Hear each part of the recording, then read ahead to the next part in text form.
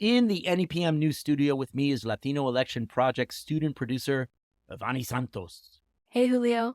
So, Evanni, you are a high school student here in Springfield. You spend time on social media, yes? Yeah. And you wanted to share a TikTok with me? There's a TikTok from Ohio showing a group of newly registered 18-year-old voters in high school going to vote early while a marching band played. High school students who are voting for the very first time here in Dayton, which is really exciting. We're going to march across the bridge over to the Board of Elections so they can cast their ballots.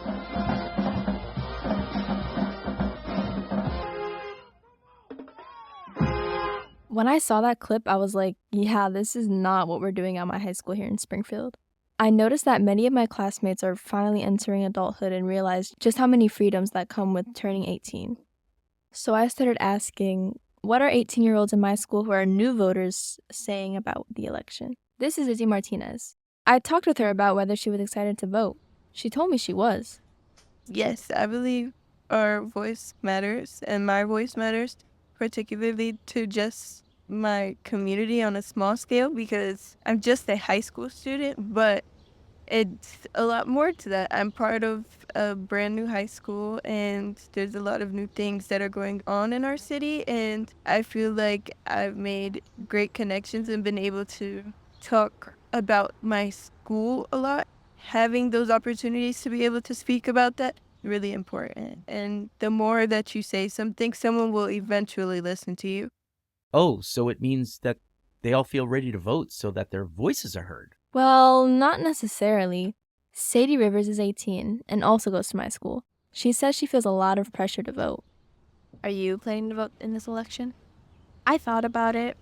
I thought about not doing it because I didn't want, people to shame me if I picked the wrong person, that the world and economy goes to, it's bad, you know? So you feel like there's a lot of pressure on you as a young adult to make the right choice? Yeah, I do, because, a lot's to process, and, I don't know who to vote for, and it would be best for our world. So young people may not want to vote? We do have some kind of encouragement towards voting. Soli Perez, also 18, told me that teachers are being helpful. Definitely teachers are telling me, it's important that I vote now that I'm 18 and all that. I do take a politics communication class at WinU, and I've been getting way more information than I usually would through that class. Western New England University. Students in your high school can take classes there, right? And there are professors encouraging students to vote? Yes, this is Professor Bill Mendel, who teaches political science at the university. You guys are kind of new to this, but this may be the most important election I vote in my lifetime. It really determines which direction the country's going to go in. I wouldn't miss it. Adults who encourage young voters to go to the ballot. Yeah, I guess. It makes me wonder. Voter turnout is still low in Springfield. In 2022, during the midterms, only 24.9% of voters came out, the second lowest in the state. Why? And you talked to Zulmali Rivera Delgado all about that. She's with Neighbor to Neighbor, an organization that mobilizes communities of color to vote. Let's hear what she says. Once you're registered to vote, you're ready to go.